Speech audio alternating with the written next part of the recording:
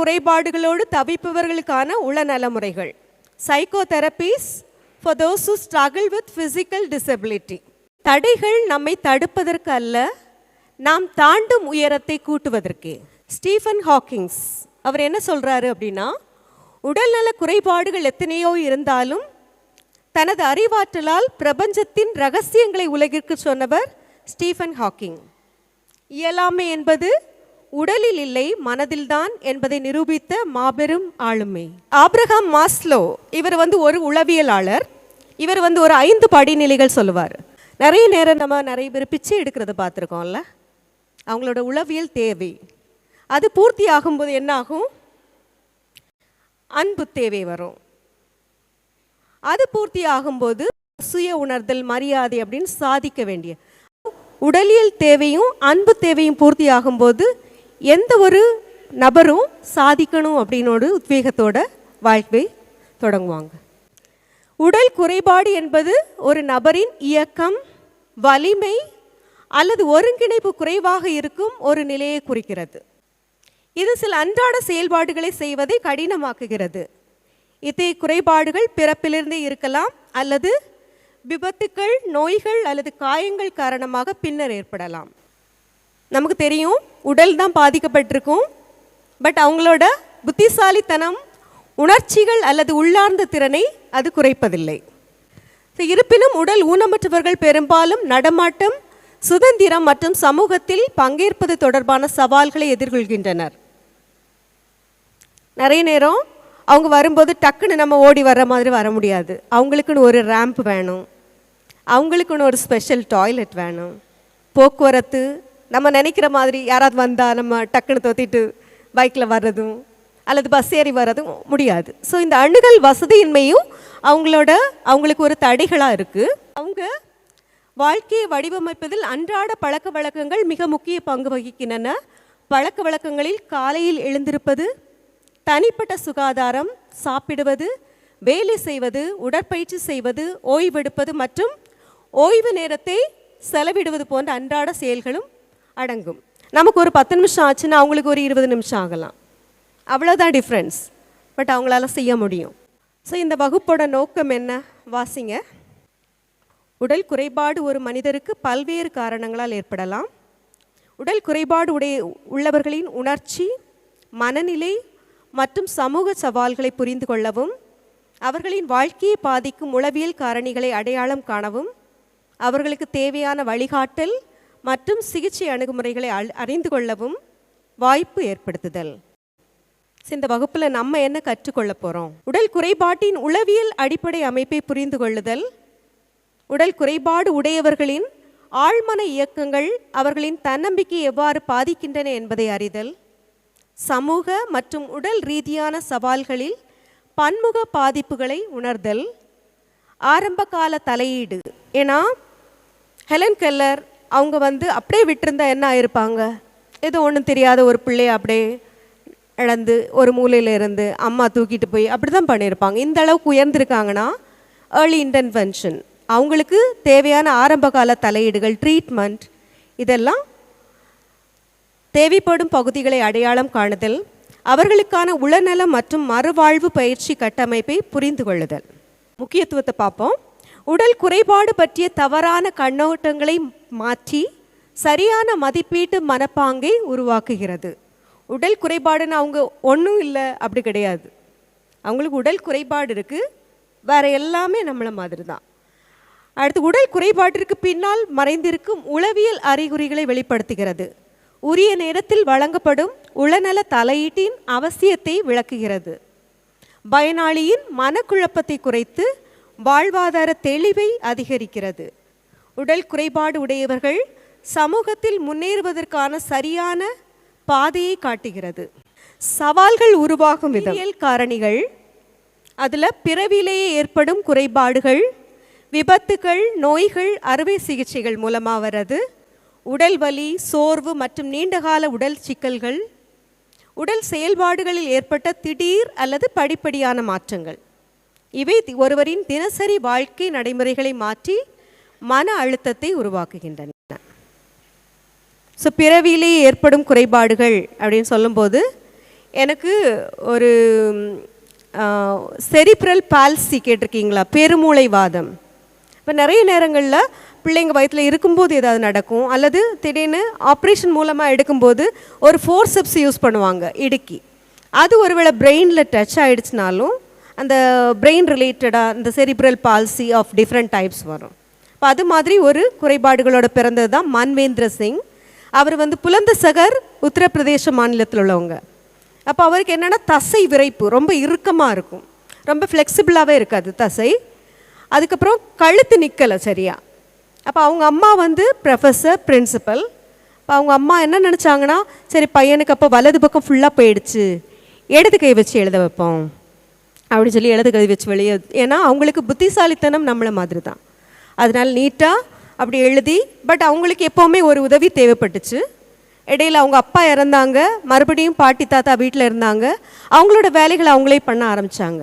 பொதுவாக நம்ம UPSC exam எழுதும்போது கிடைக்கிறது கனவாக இருக்கும். பட் இந்த பையன் ஐஐடியில் படித்து இப்போ யூபிஎஸ்சி எக்ஸாம் எழுதி நிறைய பேருக்கு அது கனவாக இருக்குது, அவனுக்கு நனவாக இருக்குது. அப்போ குறைபாடு வீட்லேயும் நம்மளோட மனநிலையிலையும் சரியாகும்போது பிறவிலே இருந்தாலும் ஆக்சிடென்ட் மூலமாக வந்தாலும் நம்ம கண்டிப்பாக ஒரு நலமான வாழ்க்கையை வாழ முடியும். குறைபாடு ஒரு குறைபாடு அல்ல, அது ஒரு மாற்றுத்திறன். நம்ம இதையும் தாண்டி நிறைய சாதிக்கிறதுக்குள்ள வழி அப்படின்னு சொல்லி புரிஞ்சுக்கிட்டா இந்த வகையான சிந்தனைகள் நமக்கு போகாது. நிக் பற்றி தெரியுமா? நிக் உஜிசிக் தெரியும், எல்லாருக்குமே தெரியும். அது ஆஸ்திரேலியன், மெல்போர்னில் பிறந்தாங்க. And very good family. But பிறக்கும் போதே கையும் இல்லை காலும் இல்லை. ரொம்ப ஃபீல் பண்ணாங்க சின்ன வயசில். ஈவன் தற்கொலை பண்ணலாம் அப்படின்னு தோன்ற அளவுக்கு அவங்களுக்கு ஆகியிருக்கான் ஸ்கூல் என்வாயன்மெண்ட்டில். அப்புறம் தான் படிப்படியாக அம்மாவோட இந்த இதனால, குடும்பத்தோட இதனால ஒவ்வொன்றா செஞ்சோம். ஒன்றால் இதை செய்ய முடியும். உடல் குறைபாடுகளால் ஏற்படும் வாழ்க்கை மாற்றங்கள் மற்றும் மன அழுத்தங்கள், வாழ்க்கை இலக்குகளில் மாற்றம், வேலை மற்றும் சமூக பங்குகளில் இழப்பு, சார்பு நிலை அதிகரித்தல், எதிர்காலம் குறித்த பயம் மற்றும் குழப்பம், இவ்வாறான மாற்றங்கள் தொடர்ச்சியான மன அழுத்தத்தினை உருவாக்குகின்றன. ஸோ உளவியல் கண்ணோட்டத்தில் புரிந்து கொள்ளல் அப்படின்னு வரும்போது உடல் குறைபாடு மட்டும் அவங்களுக்கு இல்லை, அந்த குறைபாடுகளால் உளவியல் ரீதியாகவும் சமூகம் சூழல் ரீதியாகவும் அவங்க நிறைய மன அழுத்தம், அவங்களுக்குள்ள நிறைய உள்ளார்ந்த உணர்வுகள், தட்ஸ் மோர் ஹர்ட்டிங் எல்லாம் இருக்குது அப்படின்னு சொல்லி புரிஞ்சுக்கணும். உடல் குறைபாடு சவால்களால் விளையும் பன்முக பாதிப்புகள். தனிமை மற்றும் தாழ்வு மனப்பான்மையால் உணர்ச்சி சமநிலை தளர்கிறது. எதிர்காலத்தை பற்றிய பயத்தால் சிந்தனை தெளிவு மங்குகிறது. தொடர்ச்சியான கவலையால் உடல் ஆரோக்கியம் பாதிக்கப்படுகிறது. மற்றவர்களை சார்ந்திருக்க வேண்டியிருப்பதால் உறவுகளில் ஒரு பாரம் உருவாகிறது. சமூக பங்கேற்பு குறைவதால் அவர்களின் தினசரி செயல்திறன் பாதிக்கப்படுகிறது. சேர்ந்து போய் பேசலாம், ஷேர் பண்ணலாம், ஏதாவது சேர்ந்து செய்யலாம் அப்படின்னு உள்ள நிறைய வாய்ப்புகள் அவங்களுக்கு மறுக்கப்படுகிறது. ஏன்னா அவங்கள இன்க்ளூட் பண்ணுற மாதிரி நம்ம நிறைய விஷயங்கள் திட்டமிடுறதில்ல. உடல் குறைபாடு சவால்களில் உடல் நலமுறைகளால் ஏற்படும் பயன்கள், அவங்களுக்கு வழிகாட்டல் உள்ள நலமுறை, மனநலம், நம்பிக்கை மற்றும் வாழ்க்கை நோக்கை மீண்டும் கட்டியெழுப்ப உதவுகிறது. ஸோ இதுக்கு அவங்களுக்கு என்ன யூஸ் பண்ணலாம்னா விளையாட்டு சிகிச்சை. விளையாட்டு சிகிச்சை அப்படின்னு சொல்லும்போது பொம்மைகள் அல்லது ஓவியம் மூலம் உணர்வுகளை வெளிப்படுத்த சொல்லலாம்.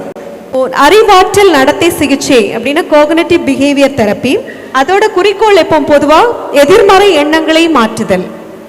ஸோ எடுத்துக்காட்டு அப்படின்னு பார்த்தோன்னா, என்னால் முடியாது அப்படின்னு சொல்கிறாங்கன்னா புதிய வழிகளில் முயலலாம், நான் ட்ரை பண்ணலாம் அப்படின்னு சொல்லலாம். உள நலமுறை என்பது பிரச்சனைகளை மட்டும் பேசுவதற்கான முறை அல்ல, அது ஒருவரின் சிந்தனை, உணர்ச்சி மற்றும் வாழ்க்கை அணுகுமுறையை மாற்றும் சக்தி கொண்டது.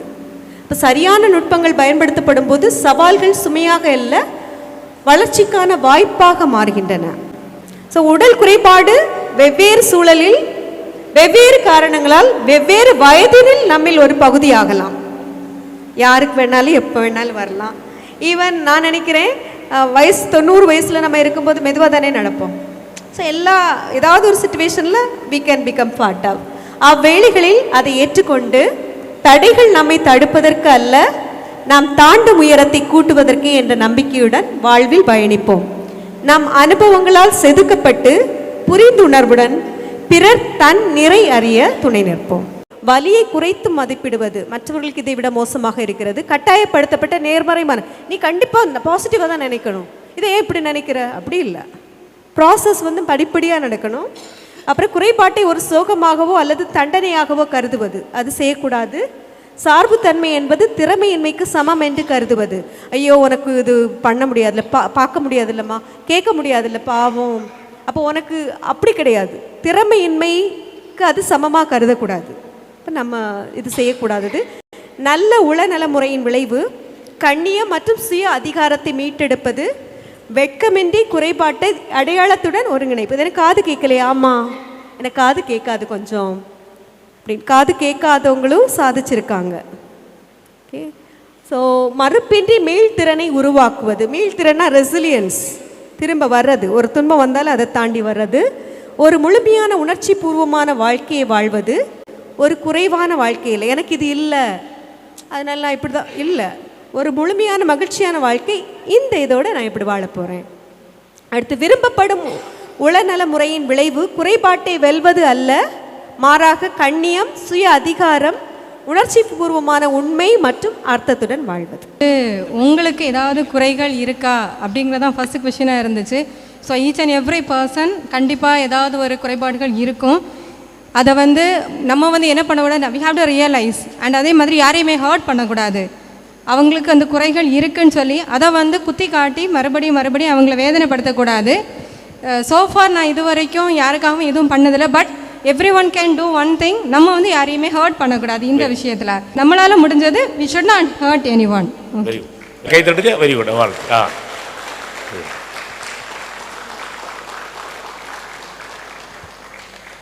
வாழ்த்துக்கள், பாராட்டுகள். நான் இது வரைக்கும் இந்த உடல் குறைபாடு நம்ம டக்குன்னு பார்க்குறவங்க கூட கொஞ்சம் கூடுதலாக அக்வெண்ட் ஆகலை, பழக்கப்படலை. இப்போ இன்னும் கொஞ்சம் கூடுதலாக பழக்கப்பட்டு அவங்களுக்கு உரியது கொஞ்சம் கூட ஹெல்ப் பண்ணணும் அப்படின்னு ஆசை வந்துச்சு. தேங்க்யூ. அதிர்ச்சியான ஒரு சம்பவம் என்னன்னா, குமரி மாவட்டத்தில் தினசரி 25 புதிய மாற்றுத்திறனாளிகள் உருவாகிட்டு இருக்கிறாங்க. யாராவது நீங்கள் கேட்டிருப்பீங்களா? ஆசாரிப்பள்ளம் ஆஸ்பத்திரியில் பார்த்தீங்கன்னா விபத்துக்கள் மூலமாட்டு நடக்கக்கூடிய மிகப்பெரிய ஒரு விஷயம், தினசரி 25க்கு மேற்பட்ட மாற்றுத்திறனாளிகள், அதுவும் நிரந்தர மாற்றுத்திறனாளிகளாக இருக்கிறாங்க, உருவாகிட்டு இருக்கிறாங்கிறது ஒரு வருத்தமான ஒரு செய்தி. அது மட்டும் இல்லாமல் இன்னொரு விஷயம் நீங்கள் பார்க்கணும், மாற்றுத்திறனாளிகள் அவங்களோட மனித மாண்புடன் நினைச்சிடணும், நடத்தப்படணும். பேருந்துகளில் மாற்றுத்திறனாளின்னு சொல்லிட்டு ஒரு போர்டு இருக்குது, கிளச்சஸ் வச்சு ஒரு மாற்றுத்திறனாளி வராங்க, அதில் உள்ள ஆட்கள் எந்திரிச்சு கொடுக்குறாங்களா? மனித மாண்பு இல்லை, அதை மாற்றப்படணும். இன்னைக்குள்ள சிஸ்டர் உணர்வு பூர்வமாட்டு நிறைய விஷயங்கள் இந்த வகுப்புக்கு சொல்லியிருந்தாங்க. அவங்களுக்கு நன்றி. வெரி குட், ரொம்ப நன்றி.